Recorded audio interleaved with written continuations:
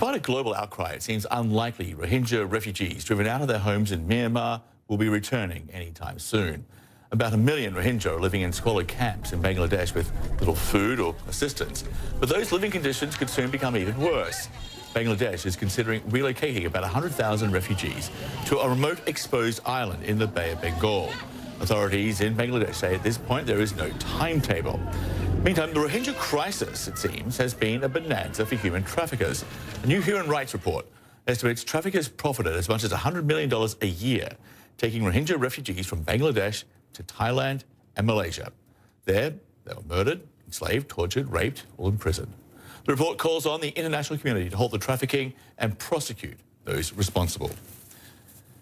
Co-founder and CEO of Fortify Rights, Matthew Smith, joins us now from Kuala Lumpur. He was one of the two human rights groups behind this report. So, Matthew, OK, let's go through this, because the investigation focuses on the abuse and the international crimes committed against the Rohingya outside of Myanmar, in particular Malaysia and Thailand. I want to be part of your report.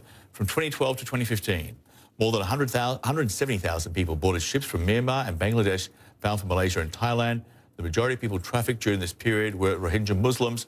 A criminal syndicate deceived Rohingya refugees to board ships and then abused them, depriving them of adequate food, water and space, committing torture and, in some cases, rape.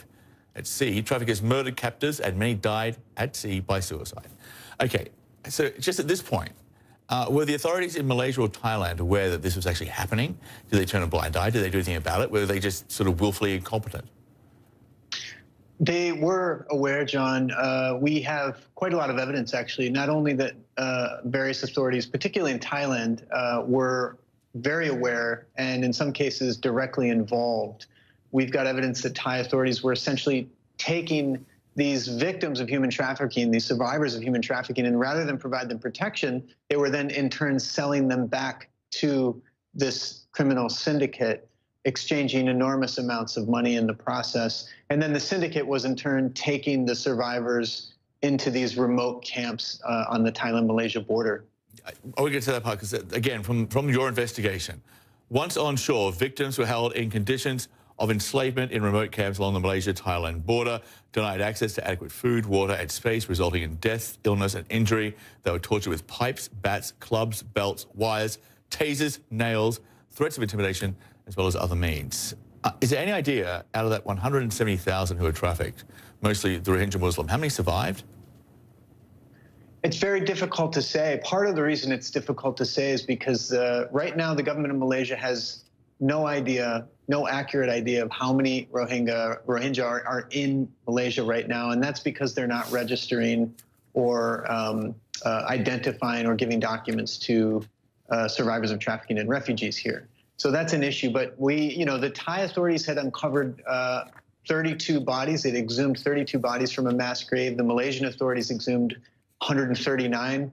And our evidence indicates the loss of life was massive. And so I think at this point, the investigations that have taken place have really only scratched the surface, unfortunately. And also, not only were officials sort of not doing anything to stop this, but they actively hindered the investigation. Again, your investigation found Malaysian authorities destroyed the human trafficking campsite the day after it was discovered, potentially diminishing evidence that could have aided a police investigation. Also found that the authorities ordered bodies to be exhumed. That delayed an official investigation about 4 months. How have authorities in Malaysia in particular, and also I guess Thailand, how have they responded to these accusations? I'm not sure yet. We just released the report yesterday. However, there were a number of authorities who participated in the investigation. We did this report with the National Human Rights Commission of Malaysia.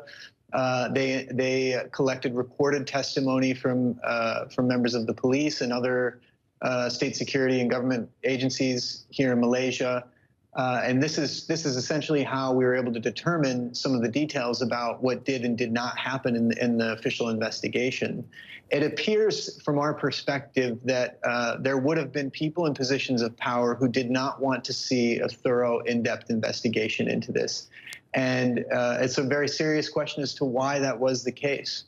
I guess the question, though, is how reliable, how confident are you in the evidence that you've gathered? And sort of, what's the quality, what type of evidence do you have? Well, we've got certainly testimony from survivors and eyewitnesses. We interviewed more than 270 Rohingya survivors, eyewitnesses. We also interviewed human traffickers, people who were involved in the trade.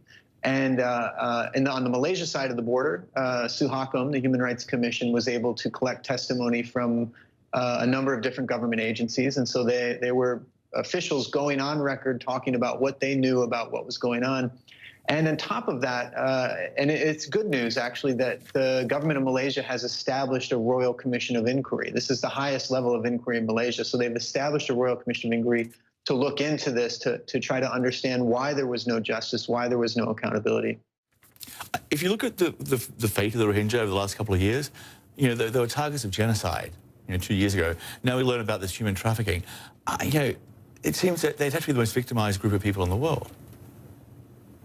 Certainly, the atrocities that the Rohingya population are facing are unthinkably awful.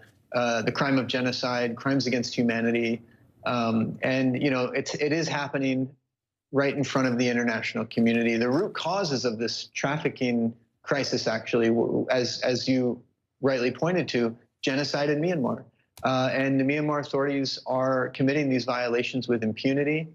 And unfortunately, until those root cause violations stop, we're likely to see more Rohingya fleeing their homes, fleeing from Myanmar. And this happens while the international community turns their back and no one does anything, and Myanmar and Thailand and these other countries just simply get away with it, and that's the problem. So thank you for the report.